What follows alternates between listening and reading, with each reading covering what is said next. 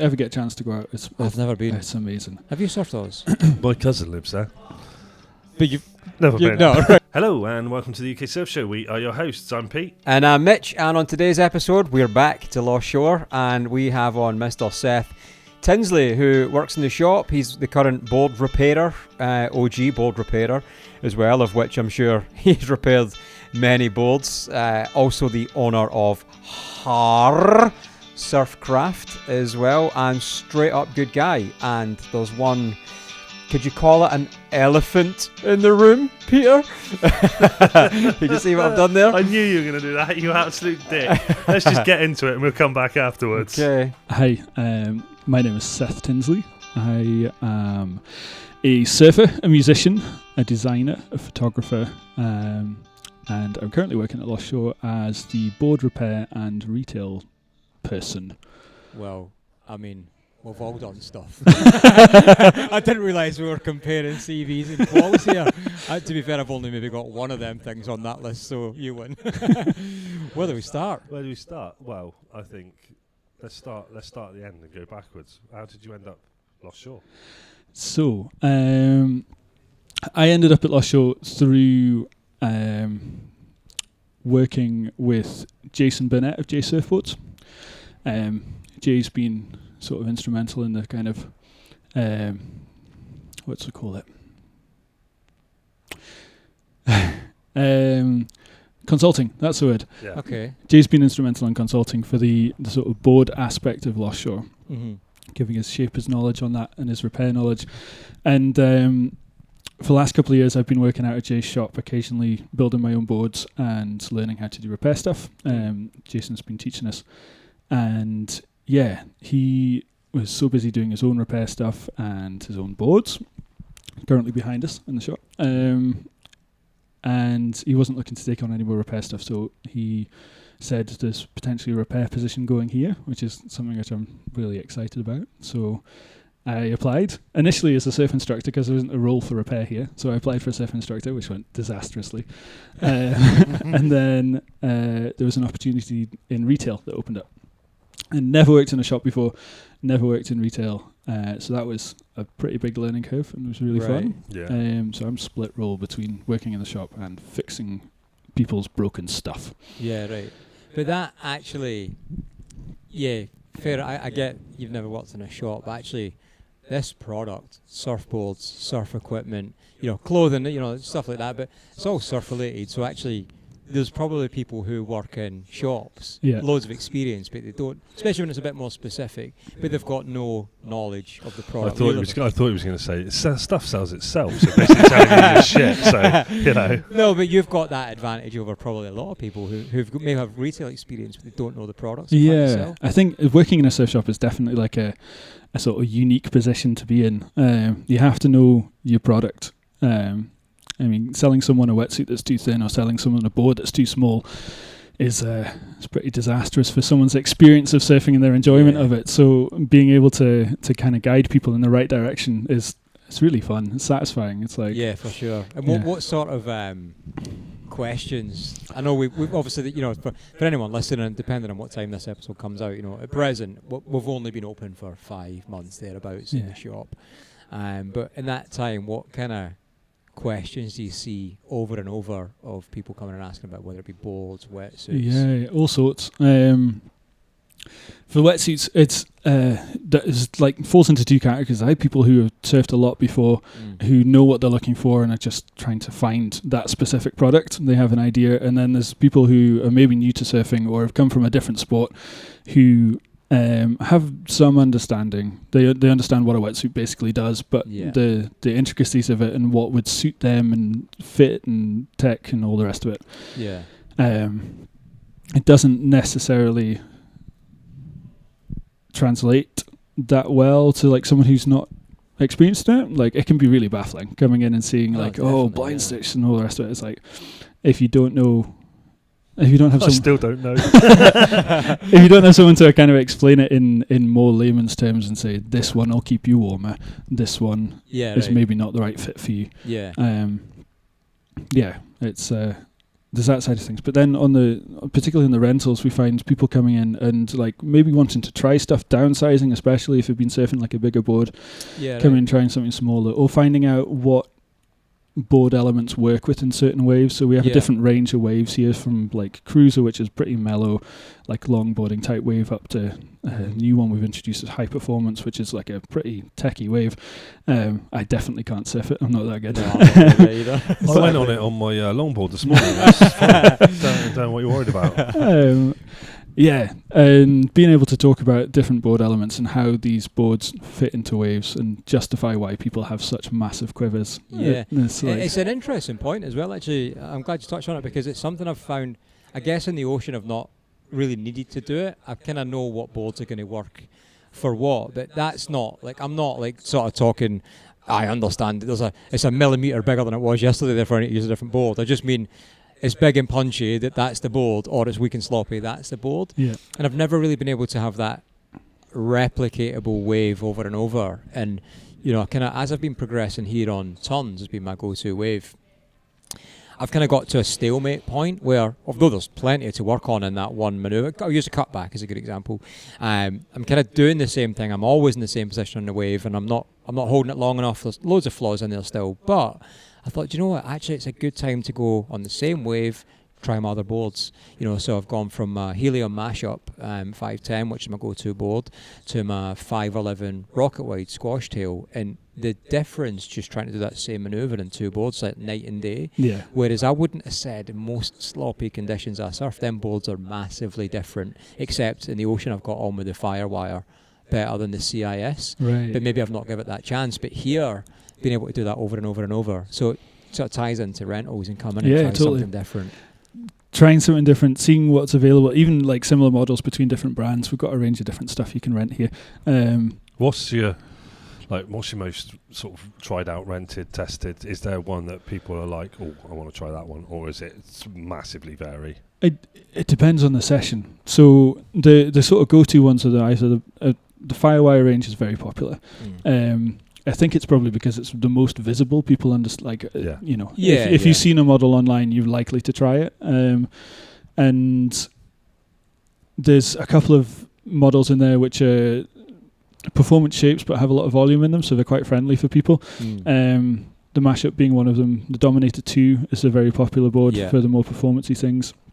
For the barrel session, the FRK Plus is really popular. That one goes out a lot. I have to. Are you finding this is coming from people that are surfing from word of mouth that are saying within the sessions, or is it like just random people coming in and this is, do you know what I mean? It's like random people coming in that like are not knowing each other and just going, oh, I've heard this, I want to try this, or is it word of mouth of people that are constantly surfing? And bit of both.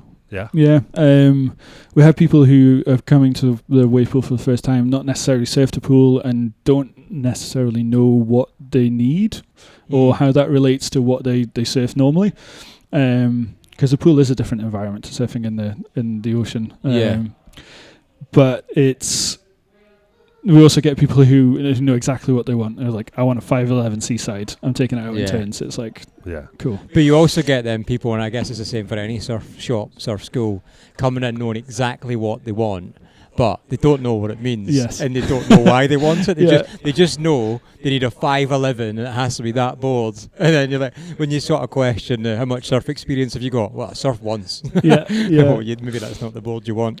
You get really good at politely suggesting other things. You mentioned that FRK. Outside of the two boards I referred to before, that FRK Plus was a board I was kind of desperate recently when it came out. It was a couple of years ago, I think that board was released, wasn't it? I was desperate to. I don't know why. I just felt like it was something that fitted me well, from what I read about it. And I actually took the demo board out, and I think it was a 6.2 maybe. It might have been a 6.0. I just didn't get on with it at all. It felt a bit slower, but sluggish for me. Not to say that I was surfing fast, but I don't. But again, that's great because that's a board I could have just gone and whacked. I mean, how much is that retail? It's 750 quid or something. For the volcanic text, 899.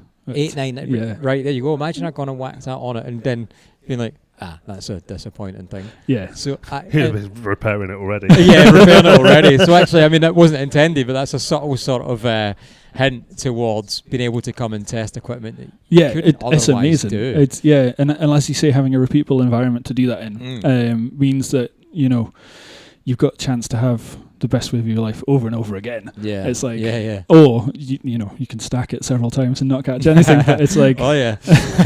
What? Who, me? I spent most of my time under the water. Pete surfed his first ever session today here ever. Yeah. How did you get on? Oh shit! I'm going home. It was really good actually. It's different to anything else I've ever surfed, and I think we said I was starting at the bottom, and I want to go through them. So what was the one I started on? It was the Cruiser. Yeah. Really good. Really good wave. A lot of paddling. Like I was paddling that much. I was in. What are we in? We're in March, aren't we? And yes. I was in my 5 mil. I think the water was 8 degrees. I was sweating inside it. I dropped the hood and I was like, I'm still boiling. My hands are boiling. Took the gloves off from Mitch. I was like, instant regret because they went purple straight away. I was like, it's only 8 degrees in the water. But that much paddling, I was like, I could be in a 3 mil suit here. And it was like, and I always thought like coming to Scotland and surfing. It's like twice. Like we went up further north. We won't say where. You know where though, but yeah, we went north and I surfed up there, and it wasn't that bad there either. And like I said before, I just think you just lie about the weather all the time and tell me it's awful, just so you've got it all to yourself. Well, today's definitely been the exception to that though. Well, but that's the thing. It's funny you mention that about the temperature, because it's 8 degrees in the water today, but day before yesterday it was like 12. Yeah. So it changes quick here. Yeah. But, and I say it all the time, but it's hard. We can't, as Lost Shore, we can't really say, yeah, it might sound cold, and that is a cold temperature, but it's not, because you don't stop moving. You're going to be roasting. Yeah. So if we say it sounds like marketing, but the fact you say it, like, once you experience the thing is, the only thing I can compare it to is the only other place I've surfed the wave garden, which is in Bristol. And I find that paddle out, it felt like I was paddling for twice as long. it's like I don't know, like you surf Bristol, like how like the paddle out, even then I was like oh, it's quite long, but paddling out here it seemed like it was like twice the length of it. And like the wave is like longer, and like I don't know, I just it was different. It was completely different to everything I've experienced in a wave garden before. And I think there's definitely, whatever wave garden you surf at, is a learning curve to how they're, because obviously, depending on what settings they've tweaked their machine to, every wave's going to form differently and everything like that. Obviously, you guys that have surfed them all the time, you go on these new sessions now and you're like, oh yeah, get a little bit used to it, and then you're flying.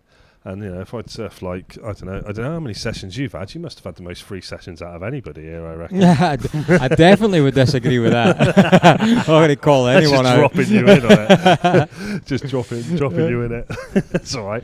No, I just think like the sessions and stuff like that, the more you could practice them, you could just perfect. Like, it still doesn't take away I'll always love the ocean more because of that feeling of it, but for practice and for just repetition and what you can do and what you can achieve and how quickly, like how much you've improved, is like, there's no reasoning behind it. You shouldn't have. Pretty much a pro now. You're not.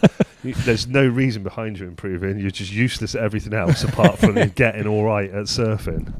No, but I don't think anyone, listener or anyone here disagrees with your point either. I'm like, You're useless? No, who wouldn't prefer? I walked into that. No, but who wouldn't prefer? Surfing in the ocean's everything. Yeah. Like the whole waiting and not knowing what's coming, and then when you select a wave, and the 15th one you select the right one by chance. It wasn't even anything you'd done, but It's like Tinder.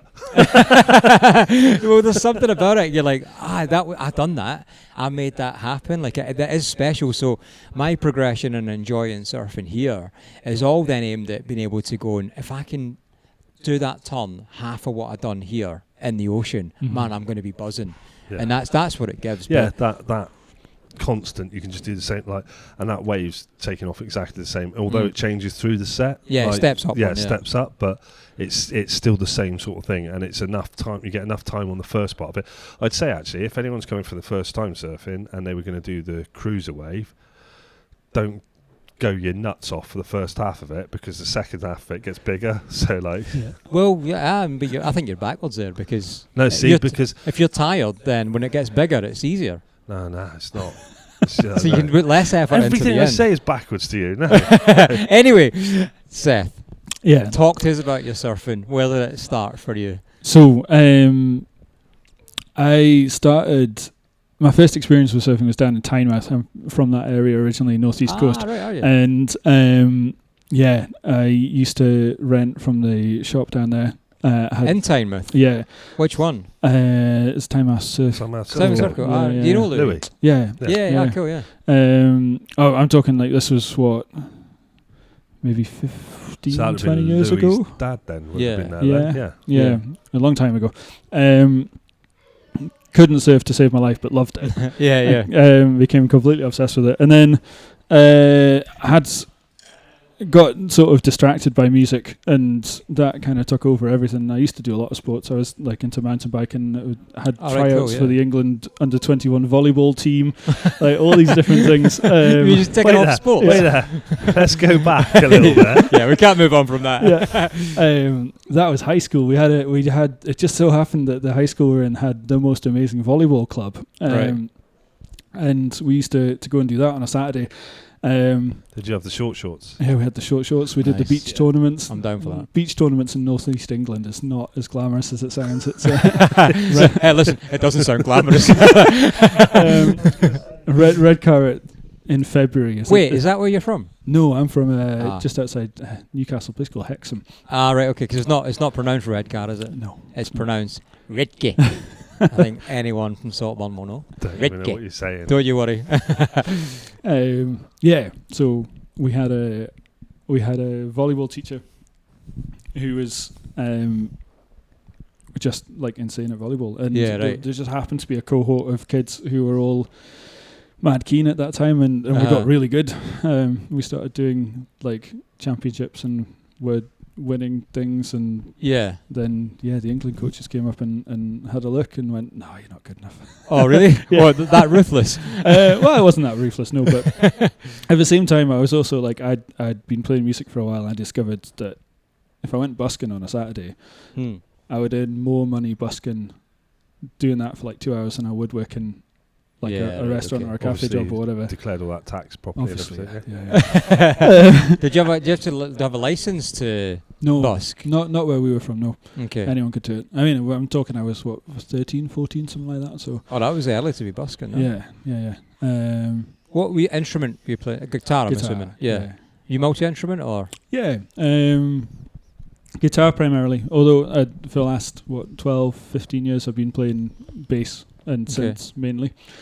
That leads on nicely to what I did before here. So tracking back, I used to be in various different bands, touring as a touring musician before I came here. The main one of those was a band called Elephant Sessions, who are still going.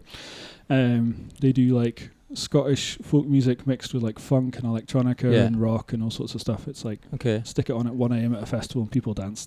Nice. That's great. Scottish folk doing Scottish folk. Yeah. Actually, we were just getting some drinks before we started recording here. And went across, and the guys in the restaurant were saying, "Oh, who are you filming with now?" We said, "Oh, Seth." Oh, cool. And I was like, "Oh, he's he's obviously surf and all this stuff and that and the other." And I was like, "He was in a band as well." And they were like, "He was in a band?" I was like, "Yeah, he's in a band." He's like, "What band was he in?" I was like, "He was in Elephant Sessions." They went, "No." They had no idea. They all knew. They all listened to your stuff as well. They knew who you were. Yeah. They didn't realise it was you. There's a couple of the Surf Ops guys. Kieran is a big fan of the band, and he's going to go and see me recently. It's funny. It's funny. It's like being the bass player is brilliant because you're kind of invisible. Like no one really knows. No one watches a bass player. It's wonderful. So you can kind of go under the radar. Like the two main instruments in the band are fiddle and mandolin. The fiddle is a guy called Ewan. Alistair plays the mandolin. Okay. They're both pretty distinctive, big personalities, and they couldn't go anywhere in the festival circuits without getting spotted and mobbed. And and you just under the radar. Like and did Ewan ever fiddle mandolin? Did Ewan ever fiddle Madeline? I've been trying to remember the names for like 30 seconds there so I can say that. Easy, Pete. You make the worst, most predictable jokes. Yeah, it's got to be done Just though. everywhere we go, he says something. I'm just like, Are you actually serious? Is that coming from you? I never say anything, and it's just Yeah, you're always appropriate. Yeah, right. And where did the bands take you? All over the place. So we did like a lot of stuff in the UK, full range Scotland down to south of England. What places did you play south of Birmingham? Oh, so I was saying before off mics, it's like anything south of Birmingham, I don't really know where it is. It's all just the south when it gets to that point. That's why I asked. Yeah, we did all sorts of stuff. For ages we were trying to play Boardmasters. We never managed to get it. Oh, right, okay. I'd love to have done that one. But yeah, so we did lots of UK. Our second biggest market was Australia. We did several tours out there. Wow. There's a lot of Scots out in Australia and New Zealand, and there's a really big festival season that our music kind of fitted into really nicely. So yeah. It's weird. We did a festival called Woodford Folk Festival, where we were playing we got asked to come and do the New Year's, because it's directly over New Year's the festival happens, which is obviously height of Australian summer. And being a Scottish band, we got asked to play the main stage for the bells. Just a little pasty white dudes. Oh God, I'll tell you about that in a second. We got to play this, but we didn't tell us. We had the sound check at 3-4 o'clock in the afternoon. We were going on at 11, and at the sound check, an entire tribe of original Aboriginal dancers and musicians turned up at the same time, and we didn't know that they were part of our show. Right. So the festival had put these two things together, which is amazing. The Aboriginal songman's like a sort of keeper of tradition out there, and it's like a total honour to play with them. But trying to incorporate what they do into our music was a nightmare, because we're playing with click track, and there's all sorts of stuff going on, timed light show and all the rest of it. So it's trying to put something into that last minute is scary. I know you understood about 3 parts of that. Yeah, you're right. I was being polite. No, I got the click track. Yeah. And time lights, I'm assuming you just mean lights that move to the song. Yeah. So we had a lampy with us, a guy called Gary, who's astonishing. He does bands like Sleep Token and stuff like that. He's Bullet for My Valentine. That lot. Why he was playing with us, I've got no idea. But yeah, we had all that out anyway, and we performed the show. It went really well. There was a guy who was supposed to be playing didgeridoo with us, and the didgeridoo was so unbelievably out of tune with everything that was going on. All right. And we were dreading it. It was going to be like catastrophic, and it came 5 minutes before showtime, and he'd not shown up. He just disappeared, and it turns out he'd gone walkabout, literally, and he just decided to take himself Australian off. pub. Yeah.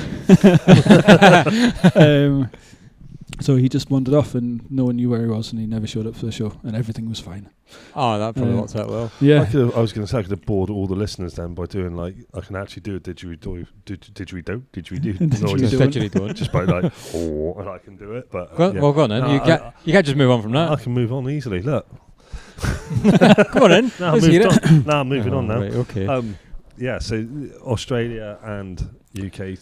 Australia, UK, yeah, Europe as well. We did a lot of stuff out in France and Spain, the States too. It's taken us all over the place. You got a lot of surf locations by the sounds of it. Yes. Did anyone else in the band surf? Yeah, Ewan, he also surfs as well. Mm-hmm. The first time we were out in Australia, we were playing Sydney, and we're down in Cronulla, which is a big surf town just south of Sydney. Okay. And we decided to go for a lesson. Not been surfing for a while. We thought, go and have a lesson.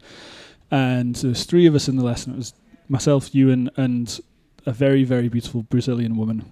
And we had the lesson. Lesson went great. Ewan caught wave. First time, stood up, absolutely smashed it. Yeah. I didn't catch a single wave all lesson, and I was raging at myself because I'm the one who's supposed to be able to surf. Right, yeah. And then after the session came out, and I'd got heat stroke. So Ewan got himself a date with a beautiful Brazilian woman. I got the most insane heat stroke and sunburn that you'd ever seen in your entire life, and we almost had to cancel the gig that night in Sydney because I couldn't. Like I was so unwell. I was like, this is the pasty white.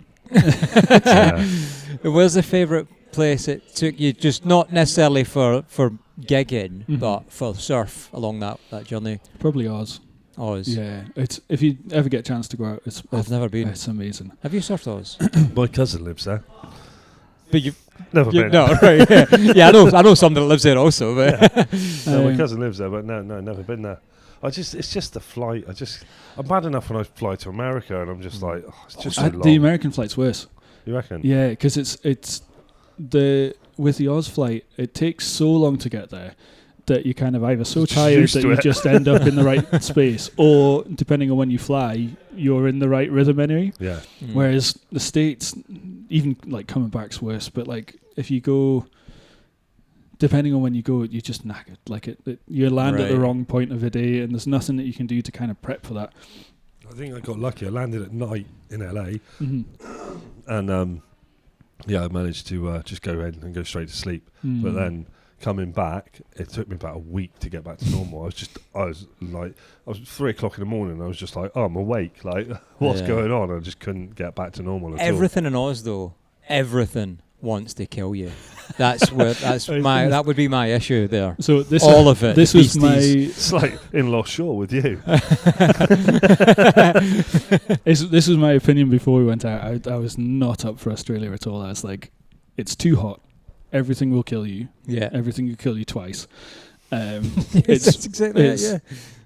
I had the impression that it was a largely quite racist country, and that it was very aggressive generally. Like I thought the culture was quite brash, and I could not have been more wrong. Like I went and I had the most amazing time, and people were so welcoming. And is that the place you nearly got heat stroke and died? Yes. And that was self-inflicted. I can't blame Australia for that. Yeah, it was magic. I mean, like I've been very blessed in the sense that when we go to these places as a band, you're kind of seeing it with rose tinted spectacles because everyone is keen to show you the best things that are there. It's fair, yeah. So that's what I feel like coming here. Like everyone's like, "Oh, really nice," and welcoming him. And I go there like that. He was a twat, wasn't he? Oh yeah. But yeah, if you rock up to a place and you've played a show, people come afterwards, make you drinks, buy drinks, whatever, and they like if you have time off, they can be like, "Oh, you've got to go to a swim hole down here," or it's like this amazing bar over the other side of town, or we can, such and such has got a great surf school. Go and check it out. And it's like you get the opportunity to go and see like the best of places, which is a total privilege. It's amazing. No, it's funny how we do that. We sort of stereotypes of, I guess it's just human nature, isn't it? But with people in countries. Remember when I went to France with army surfing? Never do any stuff. I wasn't looking at you direct, but I mean, obviously, you're pretty horrendous. But I remember going to France and being like, oh, I'm going to hate this because they're just all arrogant and stuck up and a bit stiff, and getting to Hossegor and being like, man, everyone's just naked and beautiful and super chilled out. And it was like, couldn't have been nicer. And also my stereotypical assumption couldn't have been any further from the truth. And I wonder, maybe in the cities, I don't know, maybe it is a bit more along the stereotype, I don't know, but certainly in the beach towns. I think a lot of stuff with stereotypes though is how long ago they actually were for them to be ingrained. It's probably the culture's changed so much of everywhere that there's Scottish stereotypes that you like. You say how careful.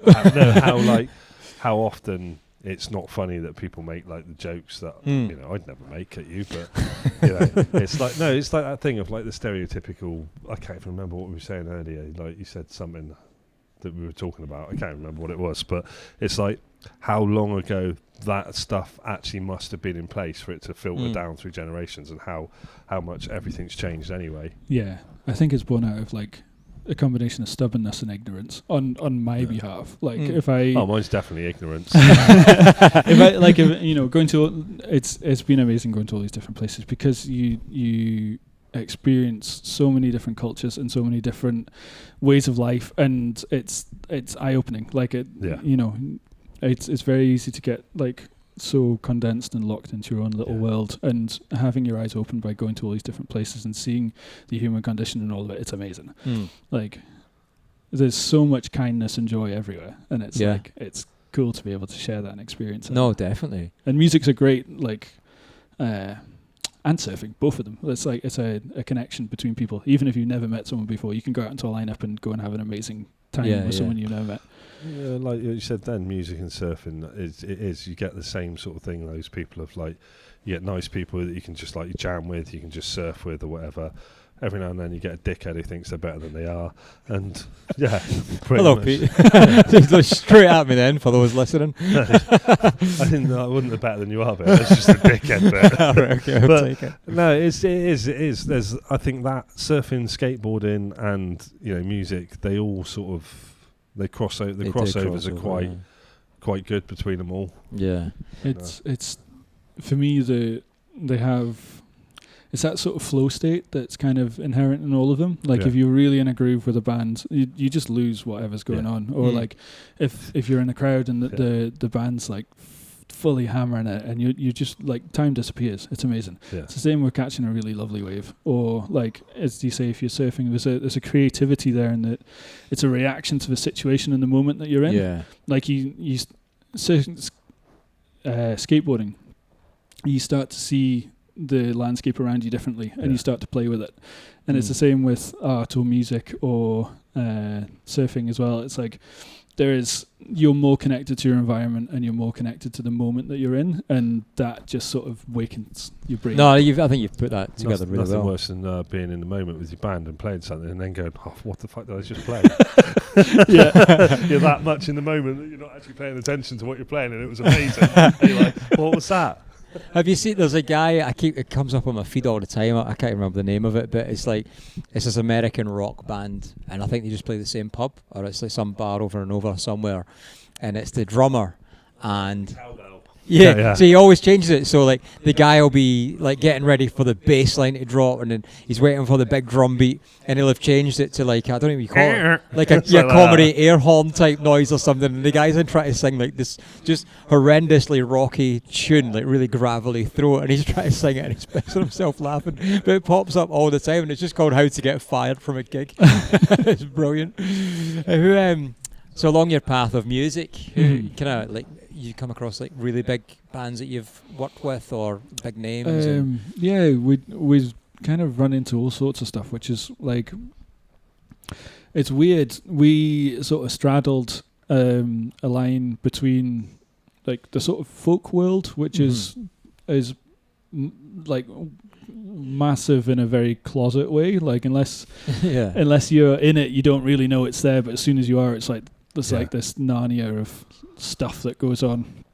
People come out the woodwork for these festivals, and it's like, it's amazing. There's one Pretty Folk Festival. Yeah, Pretty. You've done that one as well. Yes, I've done Pretty a couple of times. Yeah. That one's lovely. It's like a little village festival, and it is small. It's compact. Yeah, lovely little place. There's some amazing people play there, though, don't they? Yeah. That's it. It's like the lineups of these things are incredible. Sky Live, if you ever get a chance to go up there, some pals of ours run that one. It's amazing. It's right on the viewpoint, looking out. Portree is like a big top and various other things that happen. But the lineup they have there is really progressive, and it's pushing. It's sort of like a folk music festival mixed with like a dance music festival. Right. And there's a crossover, like our band, others like Nightworks and Valtos, and others within the Scottish scene. There's Martin Bennett sort of started it, and Peatbog Fairies and people like that. There's a culture in traditional music of being very Scottish traditional music of blending it with progressive, particularly electronic stuff. There's a huge tradition of that, and we were part of that for whatever this generation is, and then there'll be more people who follow on from that and kind of take inspiration from it, which is cool. But that sort of blending of progression and tradition is particularly prevalent within Scotland. There's various different festivals which will combine your more mainstream acts with your folk acts, and it's not unusual to see the two together, like Bella Drum and Tyree Music Festival, and there's so many. Hebkelt, another really good one over in Stoneway. Yeah.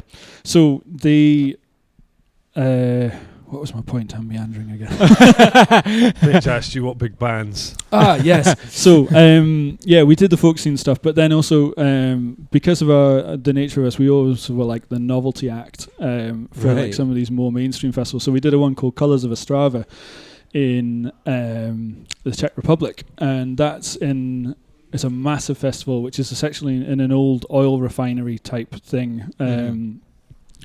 And we were on the same stage as like Jamiroquai and Everything and Alt J and all these other guys, and they're all like backstage just hanging out, and I was like thinking, this is nuts. And all these people who I'd like idolize or think they're on the radio. JK was huge in a day. Yeah, absolutely. A lot of weird things that can put you in those, like it's like something like surfing. Like you say, you can be out in the sea, you could be sat there, and Kelly could like paddle up next to you, and you'd be like, probably not at Pease Bay, but St Andrews definitely be out there. St Andrews. But I remember I did a festival once. I was working for a company. Used to be Osiris Shoes in the 90s, and they used to do a skate shoe thing. And I went to a festival, which was a NAS festival at the time, and ended up playing top trumps with Matt Hoffman, the BMXer, under a ramp because it was raining, and it's just like random stuff. Like Matt Hoffman, BMX used to be one of my favourite PlayStation games. I love that game. Yeah. That was it. Yeah, it's just playing top trumps with him, and it's just wild. Totally random. Yeah, I spent a night. I was in the army on exercise up in Inverness, near Inverness, and we managed to get a night away. A lot of us went to a pub, and we sat in this pub with Jamiroquai. That's why when you said it, I was like, Jamiroquai. It's just so random, like how you can bump into these people. As Lee said, it's cool about surfing. You can do that. One of the strangest ones was Blues Fest in Byron Bay. And you're looking across the bar, and you've got Norah Jones over there. You've got Chris Hemsworth, Thor from the Marvel things. He stood over in the corner because he's local to that area. And then it's bizarre walking around in that situation. Blind Boys of Alabama are over here, and it's nuts. Wow. It's really cool. And then you meet the Scottish surfer, and everything's. I know, the highlight. Living the dream.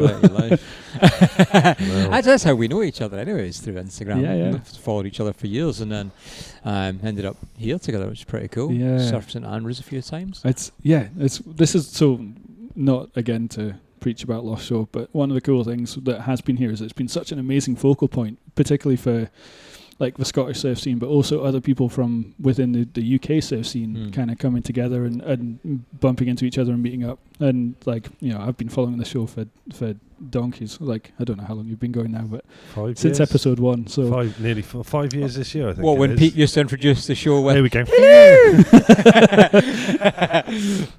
Did it like 3 episodes. Get over You still done it. I think it's actually the trailer for the show that I can't work out how to remove off Spotify. Well, keep it there. It has to stay there.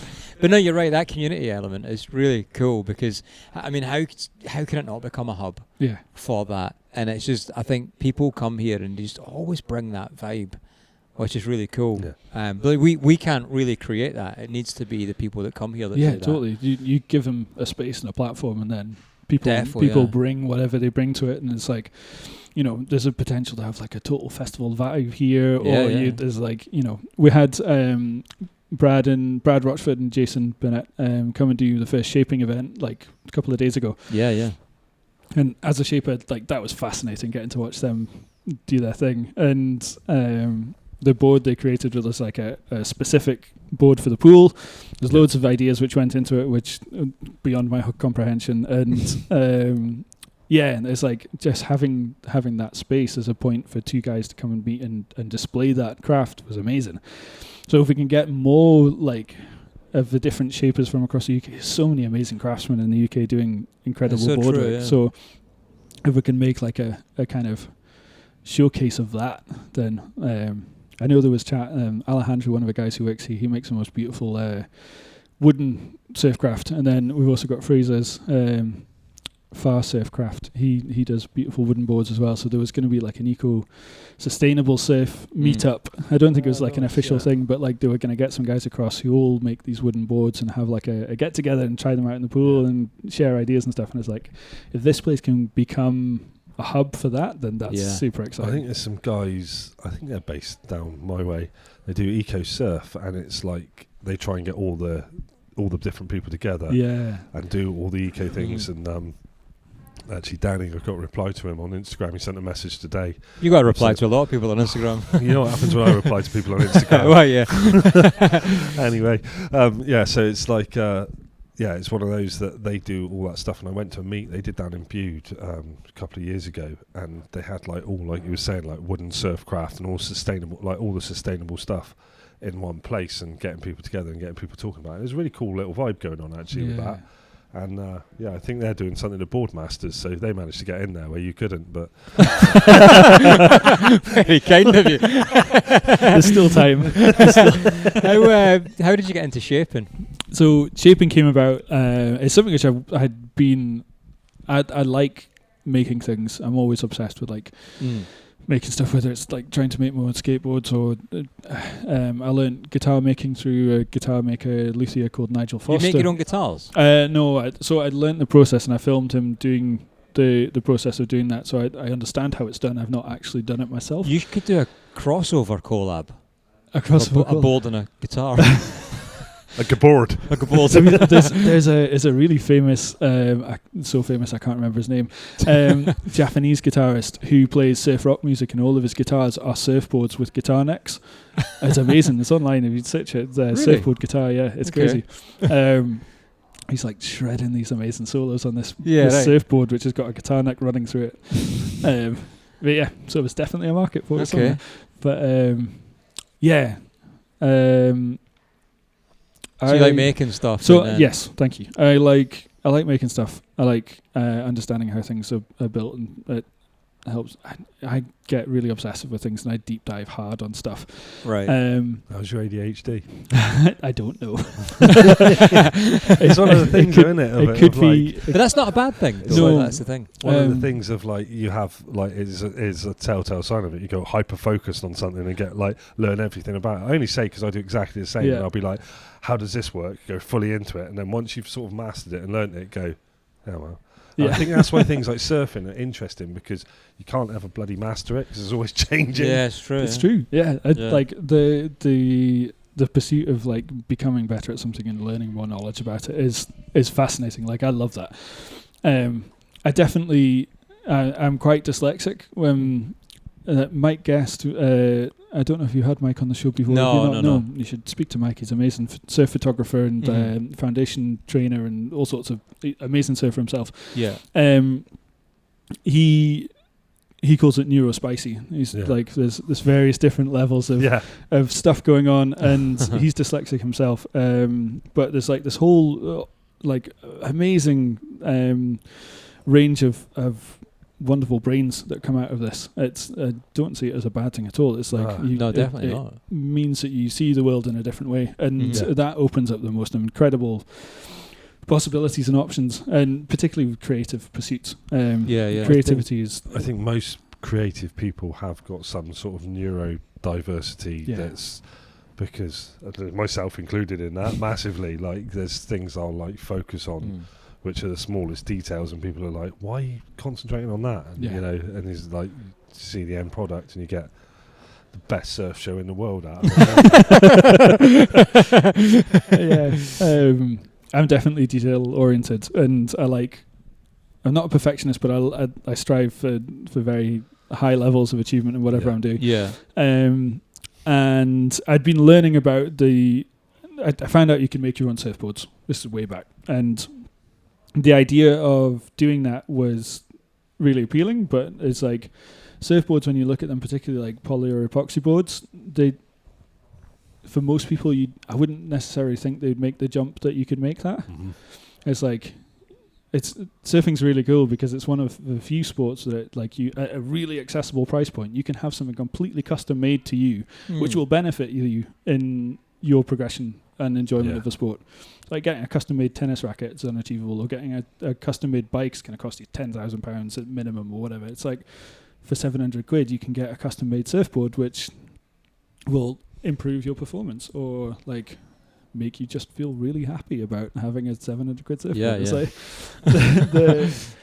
the stoke that you get from that is amazing. So I was like, I was looking into learning how to make stuff, and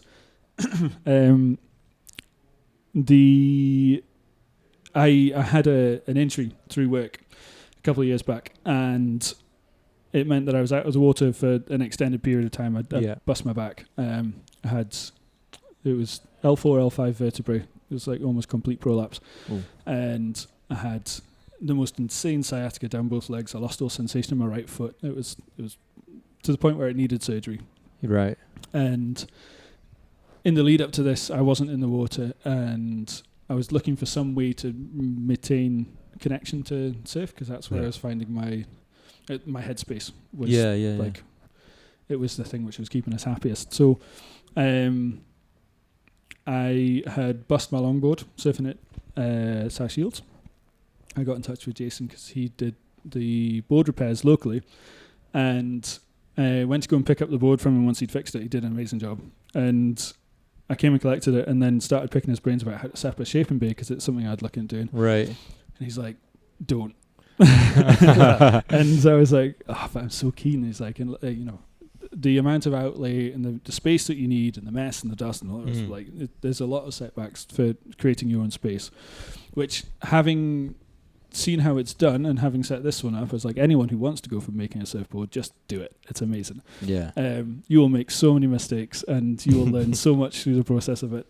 But if you can find someone like Jason who can help you through that process, it's magic. So I got speaking to Jason. I think I was only supposed to be there for like 10 minutes, pick up a board, and I left several hours later, and my mind was just reeling. It was buzzing. And he basically said, look, come and hire some space from us. I'll show you what to do. Right. So he started teaching us how to make boards, and I made 2 boards in parallel with him. So the first one was a 8.6 Ryan Lovelace inspired glider thing. Yeah. And then I made a 7.2 Twinser. And both of those boards made in parallel, so shaped both of them, went through the process, and then we did the glassing. So he showed us how to do the glassing. I did the second board, almost messed it up. It was scary. Glassing for the first time is an intense process. Is it? It's like, if you're not expecting the level of intensity from the chemicals, it's like, Oh, right, okay. That's what Dom, when he was shaping in Bristol, like loads of the other shapers used to take their boards to him to get glassed, because they were like, nope. Just really? Terrifying. It's an intense experience, because you're against the clock. Like, when you put your hardener into your resin, you've got a set working time of about 15-20 minutes to get the board laminated, pull all the resin out of it, get it all tight. And okay. It's, if you're not sure what you're doing, I practiced Jason, practice on your board. So turn your board upside down, pour water all over it, and practice moving that water around with a squeegee, and you'll understand how it relates to the bottom contours and all the rest of it. Just get familiar with doing that. And I tried it. The first time I did it, I almost pulled all the cloth off the board because I hadn't wet it out enough, and it was like, it was a disaster. But having practiced this a few times, I'm starting to get better at it. But it still doesn't make it any less nerve-wracking. But I think that's the thing which excites me most about it, because it's the point at a surfboard where it turns from being really fragile, like foam. The foam blank, when it's shaped, is incredibly fragile. You have to be so careful handling it. Like, even fingernail marks, whatever, get stuck in it, and then that's it, blemished from that point onwards. And when you laminate it, you get to put all the creativity into the colours. If you're doing colour tints, if you're doing resin swirls, if you're doing like any decal lamination or anything like that, you can be so creative with it. And it's such a fascinating process. And you have some control over it, but at the same time, there's also like so many happy accidents that happen as a result of it, because you can't control where it's going to go. And basically, when you pour your resin on, if you're doing resin tints, wherever that tint touches the board first, that's the colour it stays. And so I've been doing these ones where mixing different colours up and then pour them randomly on the board and squeegeeing it out and seeing what happens. Some of them look great, some of them look dreadful. It's a really exciting process. It's a really exciting process, and there's a magic in that chemical conversion where you've gone from something which is just goo and mess and fabric and turns into a surfboard at that point. It's like, if you ever used a darkroom, like processing your negatives in the darkroom and seeing that image emerge through the chemicals in the water, it's magic. It's the same process of glassing a surfboard. It's really special to watch. Was when you started working with Jay, was it when he was making My Little Tartan board? No, so Or was it when we filmed with Jay? it was just after he'd come back from the fire. See, that was going to be my question. It wasn't you that was there, was it? Well, I wasn't there, but wasn't going to. Yeah, that's what he was going. No, that's not where I was going. No. Because I remembered when we filmed with Jay, he had other people working in there as well when the shop was set back up. Yeah, no. So there's a couple of people who work out of Jay's space. Lee Early, he is another local shaper who makes really cool boards. He uses Jay's space sometimes, and Lottie is another girl who has made a couple of really beautiful longboards. Yeah. She's done a lot of repair stuff. And so there's a bunch of people. He's kind of creating a little sort of community around the idea of shaping and repairs and things, which is he's so giving with his time. It's amazing. Sorry, I just got sidetracked because I've sent messages to women shapers before to see if we can get them on the show, but don't get any response. Or the ones I've sent messages to, I've had no response. So there's another one now. I'm like, well, let me find out who that is while we're up here. Have you still got all the? You said you'd made some disastrous boards. Have you still got them? Yeah. Yes. Have you surfed them? I have. They work. So this is the thing about like, if you've shaped your own board, no matter how much of a dog it is, it's still magic. Your board, yeah. You've made it, and like, as long as it floats, it works. You can, I mean, to an extent. Okay. If you That just reminded me of a separate conversation of someone saying something similar, of looking at boards and they looking shocking, but that person's going to love it because they made it themselves. But yeah, it's all right. It just reminded me. It's like it's the kids' macaroni picture, isn't it? It's like you know, it's not a good picture, but you love it because your child's made it for you. It's the same thing with surfboards that you've made. It might not go very well, but okay. you've made it, and it's specialty, and it's cool. Do you know what you should do off the back of this? You should do a demo day where you bring them all down here and let people surf. That's a great show. How many dog boards would you say you've made, or you've got still? I think there's. So the one I was surfing the other day, the 8.6, the first board I made, having progressed in my shaping ability, the rails on that are stinking. Is it heavy as well? No, it's nice and light. It's got I'm happy with the rocker in it, and it's so maneuverable for a board of that size. But the rails are definitely not the same. Right. Okay. So it's just honing the craft. Every time you make something, you get better at something. You get worse at something else. Of course. So it's like. Do you get inspiration from seeing some of the other equipment that comes in? Yeah, totally. It's really interesting to see what people are looking for as a consumer. Like, you know, I've got ideas of what I want to make in my head, but they're largely shaped around what I would enjoy surfing personally. See, that's part of the problem the other way around, from consumer to shaper, because as they say, a shaper will always sell you what they want to sell you. Yeah. They might be the expert, but you know, the person might want what they want. It might be in their ability, it might not be, but the shaper still might be like, I'm going to do this and that and the other anyway. I don't care what you want. There's possibly both. Like I made a board for a guy called Paul Spence. And he was very clear on how he wanted the board to look. He wanted a replica of the Bodie board from Point Break. That's right, yeah. And so he knew exactly what he wanted it to look like. Black with a gold bit down it. It's sort of it's blue. It's like bone-coloured rails with like a black-blue fade going up the centre of it. Which one's that? Not the one he gets off the wall. You know what? This one we've overlaid now. Let's move on. Wait, because he's got the pink thing first of all. Yes. Right. And then when he goes, thinking of Keanu Reeves' character, the pink thing with the flames on it. Because I'm thinking that Bodie gets him a board off the wall when they go to surf at night, and that's the black one with like a gold. Yeah, no, it's not that. It's the good memory. That is good memory. It's way too good. It's like a little. Don't ask me what I had for breakfast though. I think it's a little pointy, like 5'10" swallowtail type jobby. Jay's got a replica of it on his wall, so that was like nice, perfect reference to be able to try and mimic that look. But me and Paul had conversations back and forth for maybe a year and a half to try and work out what it was that he actually wanted and needed. And you know, initially we're looking really short because he's a very good bodyboarder.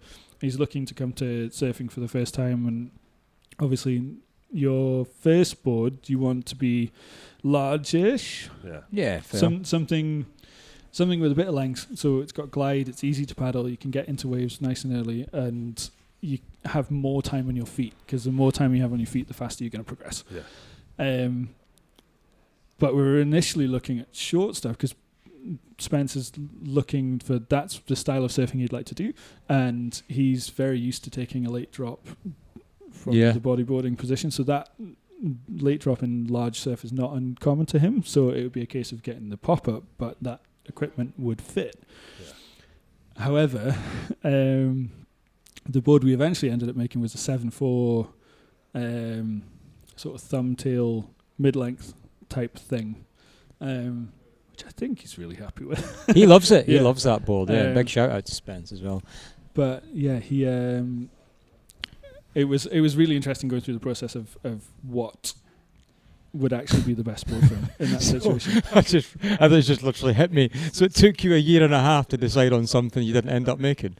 No, that's what I mean. We started with the process at that point, and then it's funny in my head. In his head, it took you a year and a half to convince him to have something different than he wanted. Back to my point about shapers. I think this is where, like, if you have repeat boards from a shaper, then you can start to build a relationship, and they begin to understand what it is you want. And you can start to develop a language together to describe because it's all about the sensations that you feel through the board and what you get out of your surfing and what you want to try and do on a wave. And different boards are suited to different things and different conditions.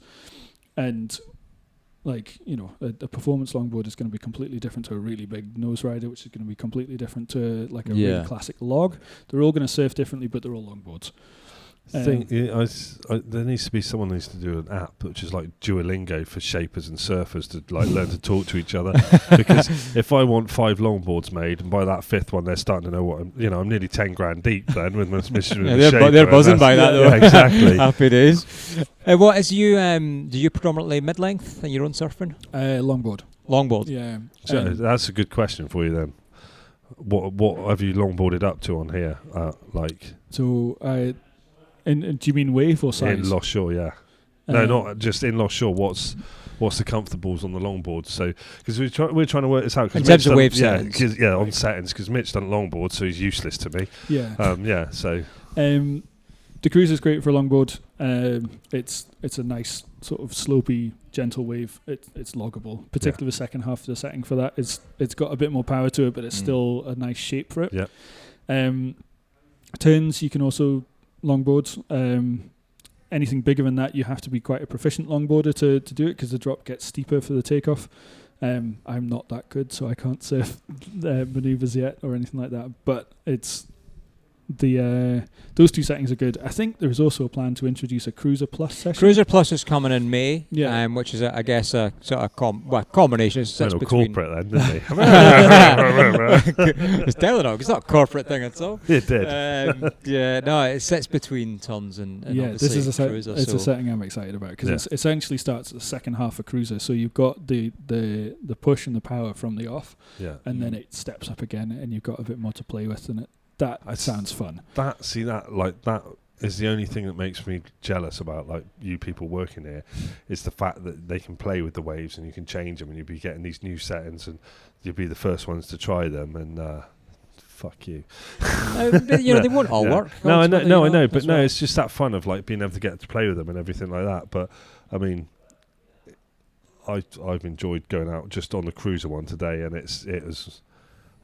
I think that's that weird thing I said, like it's like that goldfish bowl feeling, isn't it? And you said it was like the reverse now. Like you went in the ocean, and it was like coming in, I'm like, people looking at me, and and once you start surfing, you're like, it disappears, and that's fun. But like you said, like the complete opposite. Yeah, I was out in St Andrews on Monday, and I had a great session. Like I infinitely enjoyed that more, because I like.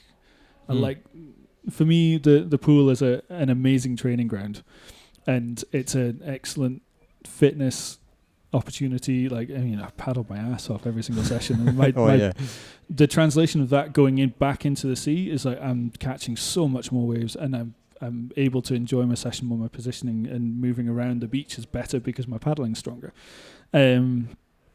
But I was saying that I've got so used to having a predictable takeoff that I almost forgot how to do my positioning. Yeah. So it's like I need to spend more time in the sea to keep that hot. It's like I think that's one of the vicious circles of like that I said to you from the beginning about when this place finally opens, you'll change, and you would no, I never will. Like you're never going to sell your penthouse apartment. Oh, here we go. And that's for love. Yeah, but no, I mean, like I said, like I think it's different, and like that's what I thought. You'd get used to it, and you'd be like, oh. But there's plus and minuses for both, you know. And I think, that all-roundness that like you say, if you're going out on the cruiser wave 2 or 3 times a week, you're going to be paddling the shit out of everybody when you get in the ocean, because there's no way you can get that practice unless you're going out in the ocean every day and just paddling up and down. There's no way you're going to get that fitness, because my shoulders were burning by the end of that cruiser wave, and it was great fun. But by the end of it, I was head down paddling. I do think that setting is the most amount of paddling, because it kind of where you finish the wave, it's a longer way back round and stuff. But like you say, in the long run, it's beneficial. In the short term, it's hard. It's just brutal. It's a lot of paddling. But like you say, there's a benefit there, and I agree with your point as well. You know, like I had the same thing actually, because we've had such a crap run of swell up here for such a long time. And then I surfed the pool quite a bit and went out to the place we won't mention, a little bit north, and I'm talking rubbish. It was St Andrews, right? And it wasn't that it was a big day. It was quite weak. It was maybe shoulder high, but I guess it was fairly steep as well. And I guess I kind of done that nonchalant paddle, as Raglan would say, like not even trying, like, come on, I'm going to be on this. But also, I got on it, but it was so steep. I just creamed the whole thing. Like, I got lazy. You did that in Devon as well. Yeah, because I said to you, because I was like, you're not in a wave pool now, motherfucker. He said, stop paddling like you're in a wave pool. But to be fair, I normally put everything into paddling and I guess this is to my own detriment now, because I'm surfing a lot, or twice a week here. Maybe I'm getting lazy in the pool because I know minimal effort, but I'm saving that for the paddle back. Twice a week. But normally I put everything into paddling because I have to get on a wave early because of my pop-up. So I try and surf like that here. So if the takeoff spot's 3, we obviously have the walls marked for each different setting. If the takeoff spot's 3, I'll probably take off at 2.5, because that's how I surf in the ocean. But definitely I've got into a habit of, I'll just go for 3 because I don't have to do anything. But yeah, there's a plus and minus, isn't there, to both of them? Have you had the opportunity to have yourself filmed while you're surfing here yet? Not yet. And, that's a fun experience. I was going to say that fills me with dread. Now someone owes you one for doing this. You go, Mitch, just film a couple for me. You can tell this is a loaded question, by the way. So it is a loaded question because he filmed me today, and I wanted to. You'd probably find me swinging from the rafters later. It's horrendous. It's like literally watching it back. I'm like, oh my god, it took me about 13 weeks to get to my feet. Yeah, but nobody likes seeing themselves surf. Problem is, when we look at any surf content, it's always pros, it's always good surfers, and then so you see yourself back, and you're just so accustomed to seeing good surfers on your phone or wherever you're watching, and then suddenly you see yourself, and you're like, oh my god, it's not good. Yeah, I think as a progression thing, if you can video yourself, or if you have the option to see some footage of yourself, I think there's cameras being installed. AI cameras are installed. Yeah. Sorry. If you have the option of seeing that footage, then as hard as it is, definitely helps. You can see where your technique needs to improve, or you can see where your style could be improved by making a stance a little tighter, or not. It's definitely helpful because Pete now knows he's never gonna surf again. So all his equipment's up for sale. It's so true. You're going home tomorrow. And right, so let's talk about some of your maybe more horrendous experiences. You know surfing. how it goes, your best and worst. You know it. Yeah. Tell us about let's go with your best actually waves that you can remember. Waves. It's going to be Australia, and you don't have to make them all offshore. I think the best ones were probably down in, I've forgotten the name of the place. It's South Coast Australia. It was just magic. It was like, that sort of water that only appears on postcards. It's not really like you don't notice it in real life until it's just invisible water, and you can like totally see the bottom, and it's like the most beautiful shape. There's no one out. There's no sharks about, which is lovely, and it's just magic. And it was maybe 3-4 foot peeling, like 14 seconds, just lovely for hours. And just myself. Sounds horrible. Yeah. That one will stick with us. It was almost like the wave made you a better surfer. I hear that. Yeah, I can relate to that. But you know what? You can tell when someone's got a wave that you can tell how special that was, because as you're talking about it, I can see you drifting off and like slowing down and remembering straight back to it. And what about the worst? Oh, the worst. Was Lost Shore actually? Bloody cruiser wave. I've been humbled here. Certainly, it's learning. Have you been thrown into the floor yet here? I hit the wall though. I didn't hit the wall. I hit the floor. You hit the wall. I hit the wall. That's interesting. Yeah. I didn't go left and a right. Big shout, Alan Bissiker. I was on the left, and so that's my backhand. I was on the left, and I completely stuffed my pop up, and ended up kicking the board out left, and I went right and hit the wall and bounced off because I was just too close to it, which didn't hurt. It was embarrassing. So. But the worst one was I went for a birthday surf, a place just north of, I can't say it, just north of Tynemouth, up that stretch of coast, and it's a spot that only works on certain directions, and is either a really lovely point which comes out going left. A certain spot where one Sandy Kerr had a mental photo taken recently? No, I don't think so. There's a really good A-frame, and it's one of those waves that makes you surf better. It's incredible. Yeah, right. And I'd gone out. I'd not been surfing that long, and this is definitely way above my ability level, but it was birthday surf, so I went out. And it was Nick from Shields Surf. He'd taken us out with a bunch of his pals. And it was maybe 6 to 8 foot, and by this point I'm not anywhere near capable of surfing that. It's a jump off onto a reef from the rocks into 6 to 8 foot surf, and I think I tried for the first wave, got caught inside from that point onwards, and then spent the next hour and a half trying to get back out. No. And I eventually I got washed inside up into the beach because I couldn't. I just ran out. I burnt out of energy. I couldn't do it, and got absolutely pummeled in the process. Smashed my board up on the rocks coming in, and then climbed out. And my partner and her 2 pals were there watching, and they were like, "Oh, we thought you were doing really well." And I'd swapped boards with my pal, so they thought I was surfing really good, and I was just absolutely done.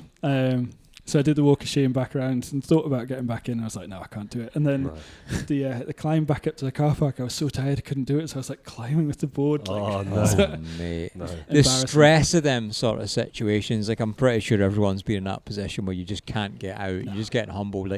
But it just makes it harder because you're so in your own head about I must get out back and I'm not gonna. I just want to cry. It's when you're on the bigger board and you can't duck dive it. It's so you're so far inside that turtle rolling it isn't even an option. You kind of just like see we had this conversation that I got out Nuki on the day that was massive, and he was at the time he was like, I can't believe you got out there. Everything since he's like, oh, you're on a longboard, you can paddle faster. Well, no, but that's the benefit. That's the crossover, faster, isn't it? But when that hits you, it takes you 3 times further back than the but you're 3 times further forward. So there's a crossover in there. Obviously, duck diving makes life easier, but the speed you can paddle out. If you can find a rip and you can navigate your way around it, then it's don't get me started on rips. I don't know. I go out the middle. It's like that. If you can navigate through the waves and find clean faces to get across, and you've got the paddle fitness to get out quickly, then you can do that. But which you, of course, now do. Now, yes. Well, and you're talking about wave height is a relevant time to bring up, and you know the question. But As you know, I am exactly 6 foot tall. And I'm just doing a bottom turn with terrible technique. Okay, so the bottom of the board is at the bottom of the wave, the very bottom of the wave. I am stood fully tall, knees are locked out because terrible technique, and my head is in line with the top of the wave. Yeah. I'm 6 foot tall. In feet, how big is that wave face? Oh, which scale are we using? Oh, I'm just asking you. What scale do you use? I'll tell you. Feet. I just realised the only part of that whole question that's true is the middle bit where my knees are locked out. Terrible technique. You've only just realised that. We've been doing that for 2 editions. I don't know, because people, like, you could be at the trough of the wave, which is sucking, so, like, is that, like, the full 6 foot face, or is that actually, like, 3 foot? So we're saying, what would you say the face of the wave is? I don't know. So which of the boards behind you, have you shaped any of them boards behind you? No, these are all Jason's. How big's that one that's closest to you? That one, don't know. How big do you think it is? I'm going to say 5'10". Nah, that's like a 2.8, no? According to surf metrics. What scale are you using though? 6'1". Well, so it's a 3'2" board because you're using a different scale. We bring it up all the time because it's just a funny thing to ask because people have such a different answer. But like, why have we applied a unit of measure but then not used that unit of measure? It's madness. I think like when you're talking about waves of consequence and like, you know, like sizing Nazare waves and things like that, like if I see the man as this big and then I apply that man. Yeah, so why aren't we just applying that to start with? Yeah, but when I'm surfing waves that are this big. So shin high. Shin high. Shin high, exactly. I was just thinking body parts is just... No, that's what we do, yeah, we're agreed on that. Till it goes to head high, once it's overhead, you just go, oh. That's it. Yeah, it's a fun question, all the same. But it's one of those, I think, I know you've got to get back for childcare. Yeah. And... thank you for talking to us, but I think it's one of those where we could have carried on and gone into much more detail about a lot of this. In volleyball as well. Yeah, volleyball. So if we got a picture of you in short shorts, we'll stick it up for. And if people want to find you and come and get a board shaped by you, especially if it's not one that they want, where can they do that? It's potluck, you know. Put a load of different designs in a bowl and pick one out. There you go. That's like you did that with keys and keys in a bowl. Wrong thing. I shape under the name Har Surfcraft, so HAAR Surfcraft. Perfect. I'm on Instagram, and so find us on there. I spoke to you on Instagram, I think, before. Yeah. Oh, that was when I used to reply to people before you came along. I'm still waiting for that reply. Could be a truth in that. Could be. Oh, dude, thank you so much. Yeah, thank you. It's been a pleasure to sit down with you. Yeah. Awesome, man. Well, cheers for that, Seth. And Peter, what was the elephant in the room? This is a jog of your memory right here, test. This was the Elephant Sessions of the band he was in, which it was funny enough. After we spoke about it, there was a few people around Lost Shore, and we were like, "Oh yeah, Seth was in Elephant Sessions," and they were like, "Fucking hell, I've been to see them. I never knew that." So yeah, it was really really cool other bit, which I think is it's those things as chats, like we like to say, we go in blind, and then sometimes we find extra stuff out about people, and it's like, "Oh, that's pretty cool." We go in blind, we come out aware. And then a couple of weeks pass, we film the intro and outro, and then we're blind again. That's generally how it goes. Do you know what? That's so true, because there's parts where it's like, people have come up to me before and said, "Oh, do you remember in episode whatever you said something?" And I was like, I don't even remember what I fucking talked about earlier today, Like, no, it's true, like, you do so many of them, they just all bleed into one. Every now and then there's little bits that stand out that you remember, but I don't remember everything. I remember we talked with Seth about Point Break boards, and we talked about Elephant Sessions, and we talked about shaping, and we talked about all sorts of stuff about his boards and stuff like that. And then Ben Gravy took his board out on the when he surfed the smallest wave in Scotland. That was well, you can't speak about that though, can you? Well, there's no video. There's no video evidence of that. Ben. Well, there is, because it's on Ben's no, stuff. He would have been surfing on his own Ben Gravy board. No, I think you'll find Ben Gravy's allowed to surf any hardboard. It's just foamies he's only allowed to surf Ben Gravy boards. Now, I'm not sure because he's got hardboards out now as well. So probably now he's only allowed to surf those. This has got nothing to do with Seth anyway. So let's go back to Seth. Ben Gravy's episode's coming up. Ben surfed Seth boards. His episode's coming up. We could speak about Ben then. And there's actually something relevant of Ben in that show that people might have seen relevant to wave pools as well recently. So we'll come back to that on a different episode. But I got to say though, with Seth, I've got you can't see goes my point. Like Pete, for those visual or non-visual watchers or listeners, as some people might call them, Pete has just made a face to say, "The fuck are you on about?" Which goes to show the things that we do, and it's easy to forget because we do so many and we speak to so many people. But anyway, let's get back to Seth. What have we done? Let's get back to Seth, because I have to say, Seth might be one of the most underrated nice guys you're ever going to find. Like, he's such a nice bloke, and I think it's a bit of a testament of, I guess, the people at Lost Shore, I mean the staff, and you probably get this in kind of any real dedicated surf place where you might just go there as a customer and somebody will help you out and they might be super nice, maybe they won't be, I don't know. But the stories behind so many of these people, they've just got, it's so varied. And like, who would walk into the shop and get the guy that's doing your ding repair and realise he was in like a super credible, pretty high level folk band? You know, it's pretty mad. And them sort of stories are certainly for Lost Shore, I can't speak on anyone else's behalf, but there's people like that everywhere, and it's really cool. Like, when you peel off the surface, there's people just doing really cool shit. So I love that. Do you know what? I can think of like 2 or 3 within Lost Shore. Like, how many times, like you say, like, you know, you're getting served by someone who makes surfboards, ding repairs, and was in a credible band. You're getting a surf lesson, some people probably don't know, off a Scottish surfing champion or 2. You know, you're getting like surf skate lessons from like someone who's been a pro skater, and like, you know, there's so much stuff going on there that is like super cool. And I said everyone at Lost Shore apart from you is really nice, but you know, yeah, fair. I'm not arguing. Yeah, no, it's like everyone I spoke. I don't think there's a single person I met there, and like, you know, I've met people before, and I go to you, well, they're a prick, aren't they? You do that. I mean, and to be fair, I would say it to their face as well if I thought that. And it's just like, yeah, I don't think there was anyone there and I met and I was like, oh, you're a bit of a twat. Apart from... Name them.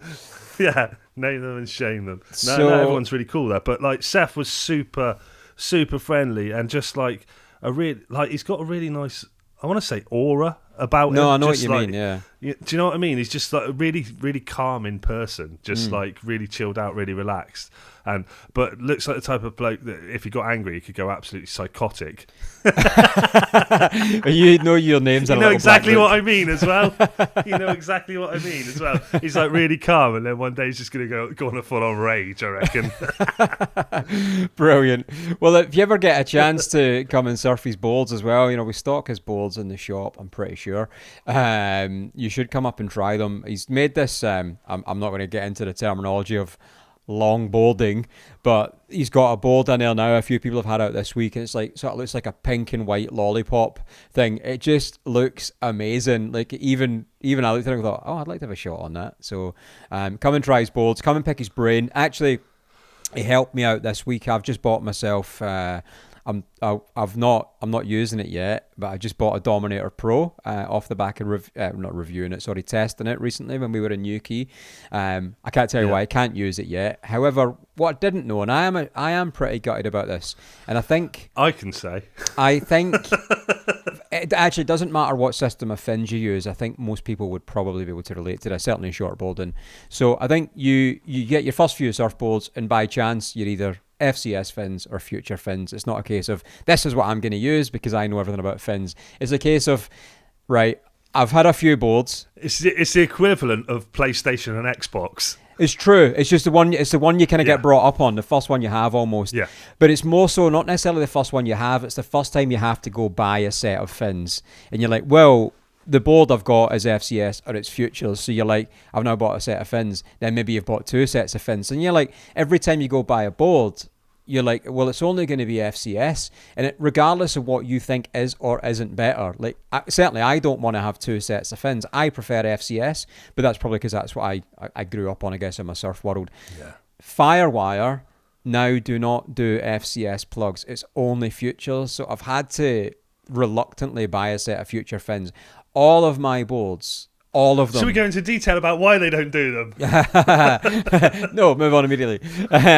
All of my balls are FCS, and I generally use one set of fins. I love my H4s, and I use them between a thruster and a quad setup on my mashup, and I swap them out for the other boards. But now to have the new board that I want, but it has to be on Future fins that I don't know. I'm actually really gutted about that, genuinely. Can't wait to use the board. I can't use it yet. We can't speak about why I can't yet use it, but I will say it arrived crazy quick when I bought it through the shop at Lost Shore, so I'm stoked to get on it. Well, my points on that are as follows. One, Firewire has now realised what everyone else has realised all along, that Future fins are just better. Shape. Two, because regardless, like you said a minute ago, Xbox, PlayStation, I was always Futures, so I always think Futures are better. And so wait. What do you think Futures are? PlayStation or Xbox? PlayStation. I fucking knew you would say that. You're such a PlayStation-looking motherfucker. You're the sort of person that would try and open the door on a plane so you could smoke. That's PlayStation. That's PlayStation. Xbox, you wouldn't even smoke.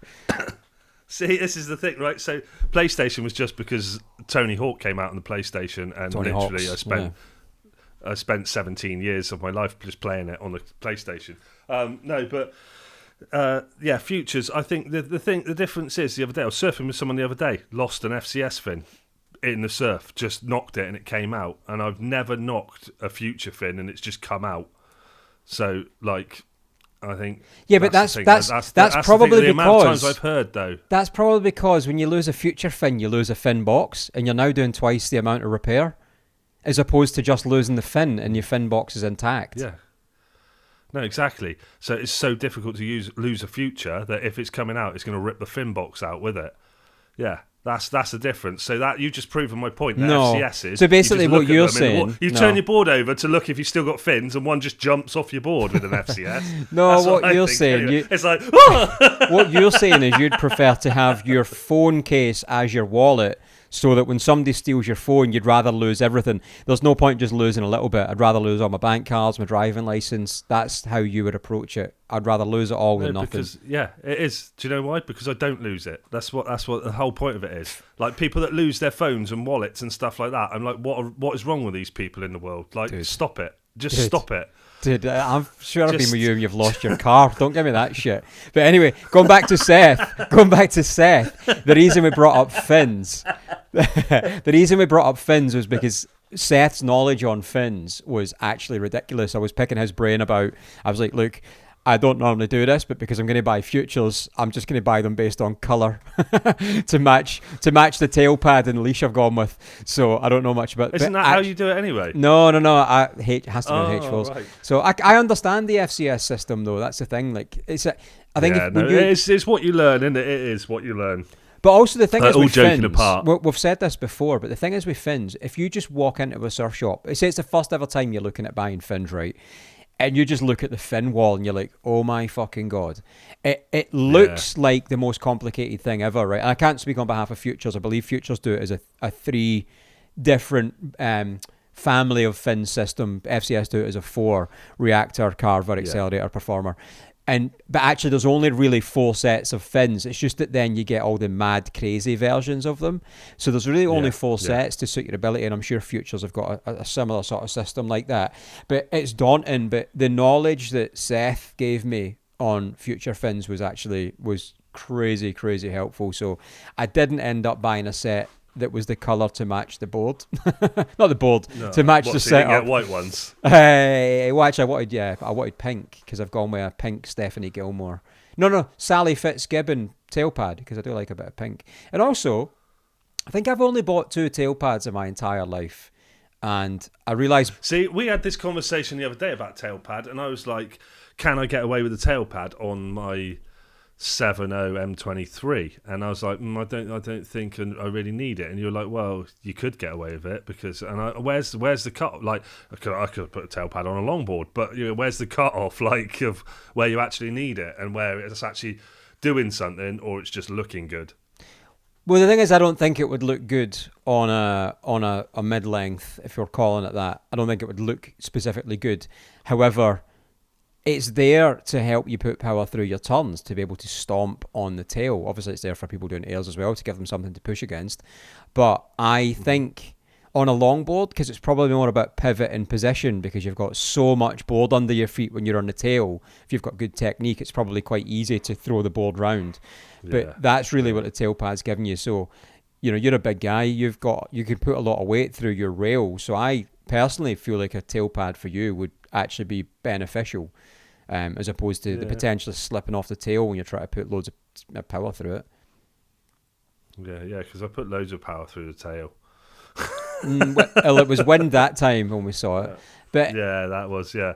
So anyway, but yeah, no, it's an interesting thing. There's so many, like, when we get into it, I know, like, we always fucking dick around and stuff like that, and I think part of it is when you get into it, there's so many, like, variables on, like, your surfcraft to how you can hone it to exactly what you want.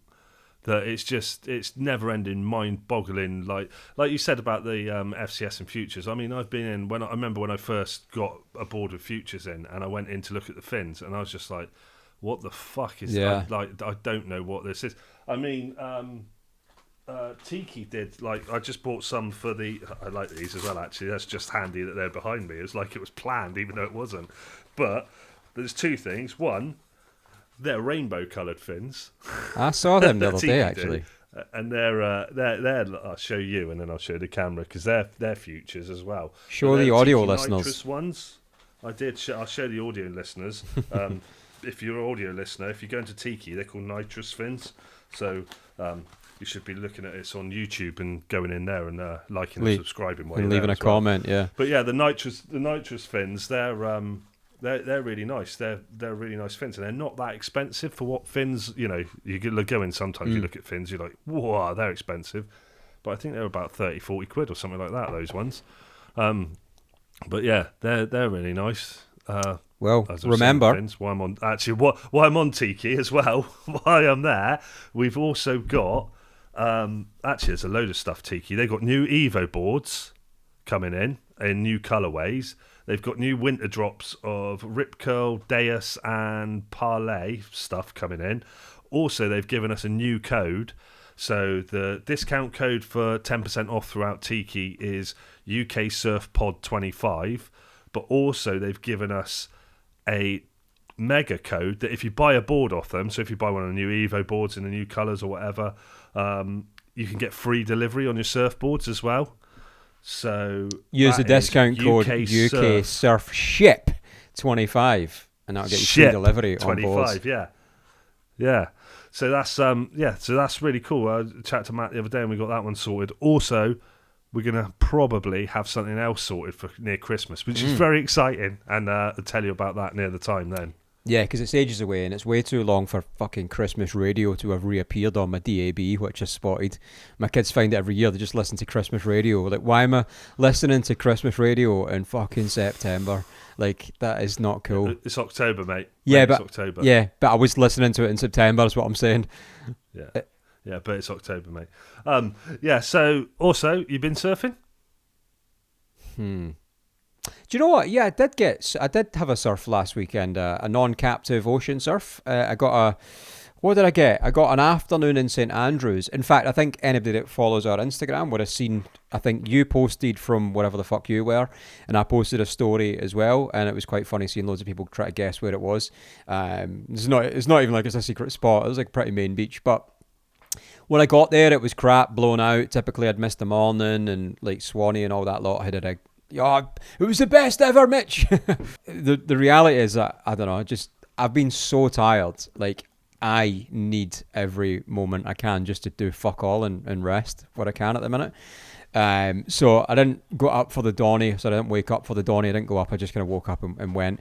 But we've got a cam at this spot as well. And it's one of them cams that's the most deceptive ever. Even when you can see somebody surfing on the wave, it looks tiny. So I did wake up at like 5 or half 5, 6, whatever it was, and have a quick look. And I was like, maybe I just told myself it wasn't as good as it was, but I was like, back to sleep. And they had a great, looked like they had a great time. But I got up late afternoon. It's very tide specific, this spot. And I kind of got up just as it started to turn and it was on its way in. And it was a howling mess, like it really was. But it cleaned up pretty quick, so ended up getting out and just having a super fun sesh. It's a bit aggro in the water as well. I don't know. You don't really see that. Because you were there. Well, do you know what? I never really see that in St Andrews. I used to always say like it was one of the friendliest spots I've ever surfed. And I don't think it's any less friendly, but there's certainly been a change in mindset. I don't know if it's just different surfers there. I don't even think it's the students, because obviously shitloads of students come through the uni and a lot of them come over that surf now. But it was just, I think there was a point where there was only 3 of us in the water and this guy just fucking dropped in on 2 of us, like on a few waves. But then I heard later that same guy was having a go at other people, like being like that guy we heard in Yuki. He was proper kicking off at people. My fucking hand. He was proper kicking off at people for like not knowing etiquette and whatever. But the same guy fucking moments before was just being an absolute melt. So I think it's changed a little bit there. So that's the only real ocean surf I had. I had a real nice bit of feedback this week from Jono, one of our coaches at Lost Shore. Like, if you ever need some inspiration for technique, Jono is the man. Like, this guy sleeps, eats everything surf technique. Super nice guy as well, but just on kind of cutbacks and pumping. In fact, you're probably, speaking on pumping, something I've been working on massively is pumping, generating speed, right? Yeah.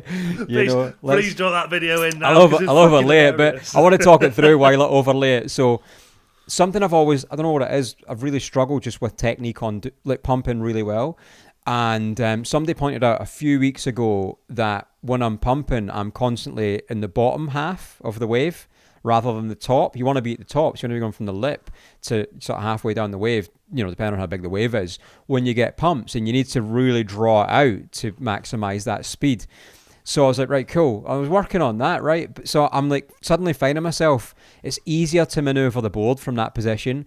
Every time you go from top to, coming down the face, you just generate more speed. So I'm like, fuck, this is class. So I'm bombing along.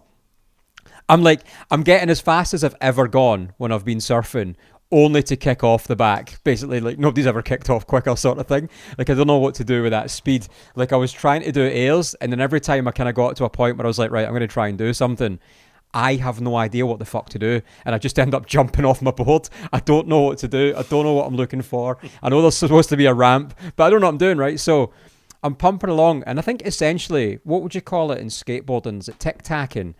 It's like every time you pump. Yeah, it's like a tic-tac, but it's like it's a mixture between like tic-tac and pumping on a ramp that you do. Yeah, so it's like every time you pump, essentially you're with your tail, you're lifting the nose out of the water and you're coming down the face and adding that weight to the nose, right? So you're actually lifting it out. There was a point I was pumping along for ages, and then I guess my foot didn't, or the board didn't come with my foot, so I lifted my foot up to do the pump, and all I done was just step straight off the board, but my face hit that wall of that wave so hard it forced my eyes open. Like, and somebody, the Archie that was behind me said, "What the fuck was that noise?" And it was a noise of my face hitting the water. It was hilarious, man. I'll overlay it, but there's nothing quite like that pain of the water forcing your eyes open. Dude. The only thing is worse is if it's in the ocean and you get like sand that gets pushed in like the back of them as well. You do that. Was one of them. I was gutted that. I was chuffed that no one saw it, but I was also gutted no one saw it. So obviously I went and got my flow state and put it straight on Instagram. Mate, I saw, because I was watching, I was like, fucking hell, I thought you were going to do an air, because when you sent it to me, it was like, you were building proper speed up. I thought, fucking hell, he's going to do an air in a minute, he's going to shock everybody. Well, that is progression. On one of the waves before that, Tamsin, who's one of our instructors there, that's the Grand Kahuna's daughter, we've got the whole family on the show soon, which is a pretty cool episode, but she was kind of paddling back out on one of the waves where I was just bombing for speed, right? And she was like, it was the biggest like anticlimax I've ever seen. She said, you built up so much speed, it was stupid. She was like, said the same as you. She was like, oh my god, this is going to be insane. And then all I done was literally kick off the back because I don't know what to do with the speed. I'm like getting to a point, and there was one where I done the same again, and I basically kicked off, but I also jumped off. It was just, yeah. I'll figure it out. I need to figure it out. Any tips, Mate, please it was message. so anticlimactic. It's fucking brilliant. It was so funny. It's just like I was watching it when you sent, "Oh, check this out," and I thought, "Fucking hell!" Like you were getting up speed, and then you just came off the side of the board, and I was like, "Oh fuck!" It's like from pro to beginner in one move. I know, Mate. It was so good. I've been fucking surfing loads in the ocean though. I had well, long story short was Paz sent me a message saying the old board that he won off me in the competition where I gave it away, he said he just doesn't use it anymore. He's moved on to other boards, and he was going to get rid of it. And I said, well, I'll buy it back off you. And he was like, no, have it. So I was like, result. So got that back, which is it's living down in Cornwall now, and that's the board that I get to surf whenever I want to down there. And I've been out on the longboard quite a bit down there, which is the original Origin longboard. Mate, went out in Bude, surfing with a friend in Bude, and I hit, honestly, the water was coming off where the sea pool is in Summerlees. Right. So it causes like a bit of a wedge thing going across. And I've come down the front, and this wave's come across and pushed it up underneath me, and I've just got launched up into the air, like properly, like high off the board. I like shit myself high. I was like, like up in the air and like landed. They thought I landed on the rocks. Were like, oh my god, what's happened? I was like, no, it was fine. Next time. Mate, it was so I nearly got my head taken off by a foil in the lineup. That was fun. Surfing. Yeah, surf ski to the face. That was fun as well on the day down there. Mm-hmm. So yeah, there's loads to talk about. I mean, I was paddling out, and they're not surf skis. What are they? They're, you know what they do the lifeguard training on, those like big kneeboard type things. Yeah, all right, all right, rescue with board. the handles on and everything. Yeah, like rescue board things. There's a couple of people out on one of those, and they tried to take off on the wave and literally just ditched it, and it just hit me. Like I pulled my board up like that, so it was like covering the part of my face, and it hit the side of my board and bounced off. But luckily they're like foam, aren't they, sort of things, you know, the rescue boards. And it was just, I was like, what the fuck are you doing out here on this? And then a foil came past me in the lineup. I've seen the guy foiling loads of time, and he's really good, but like he's super in control. But I didn't see it coming, and he went past me. And like someone went to me, bloody hell, they nearly took your head off. And I was like, literally, like straight past me. They're in control till they're not. That's the problem. Like everyone stacks it. Everyone's, doesn't matter how good you are. Like you should not be putting that near like a body of surfers in a lineup. Like you should be staying clear. I think that's really poor. Yeah. Yeah. Well, it'd be like a drive-by decapitation, won't it? You wouldn't even know about it. Yeah. Oh yeah, I'd be like, "Hello, remember when I had a head?" It's like, no, it was like ridiculous. And then like, I don't know what else happened. I did write some of it down because it was just ridiculous. Like, so there was some really good. Like last weekend, there was a really good, like, just run of waves came through on the weekend, and it was supposed to be good all week, and then it went shit. So I think we got the best of it on the weekend, and super fun. Yeah, super fun. I'm a bit, like I said, I've been out on the longboard. I did go for a surf at the wave when we got back from Cornwall, but I was knackered after the Surf Skate Expo week and our week of recording, and I had a really shit surf, to be honest. And I saw a guy there, and he's like, "Oh, you like surf show? You were talking about the M23?" I was like, "Yeah, it's brilliant." And then I surfed shit on it, and I was like, oh, "That's a good fucking advert." That's how it goes, though. Yeah, that's just how it goes. It's like, I think like that week we had where we were just surfing so much. I don't think we've done a week apart. Like, well, I say that we did Lost Shore, but that was different. Yeah, that's not the same. We haven't done a week where we've ocean surfed so much, and I think next one we do, where we go away, we need to be that close to the beach again, just because it forces us to get up in the morning and surf. Well, I don't need to be forced. It's just that we don't normally have the option. No, but I mean, when we've had Airbnbs before, like we've been either further away or there's no surf or whatever. But yeah. So well, I mean, I'm down for that. Yeah, so we've waffled on for long enough in there. My camera stopped again and started again, so hopefully that's sorted out. We'll give out the discount codes before we trot off. We sure will. And if you want to get 15% off surf and or accommodation at Lost Shore, use the discount code UK Surf Show 15. Does that work now? We're not doing that again. And Surface Wetsuits, UK Surf Show 24 will get you 10% off of Surface Wetsuits. And if you want to get 10% off at TIKI Boards, use the discount code UK Surf Pod 25. And don't remember, if you do want to buy boards, if you use the discount code UK Surf Ship 25, that will get you free delivery on the boards that you choose. Yeah, and then Cookville Clothing, UK Surf Show 10, that's 10% off at Cookville Clothing. They've got some sale stuff on at the moment as well, and I think he's dropping some new merchandise soon, it should be. So nice. That should be interesting, winter stuff. And yeah, super nice guy. We didn't talk enough about surfing with him, but we've got him on a drop-in soon. We do, yeah, James we do. from Cookville, so that's fun. And yeah, that's it. So we hope you enjoy Seth, and check him out. Mm-hmm. Check him out on his Instagram. Check him out at the Lost Shore. Check him out in his elephant sessions. Check him out at the checkout. Using the discount code UK Surf Show 15. Yeah.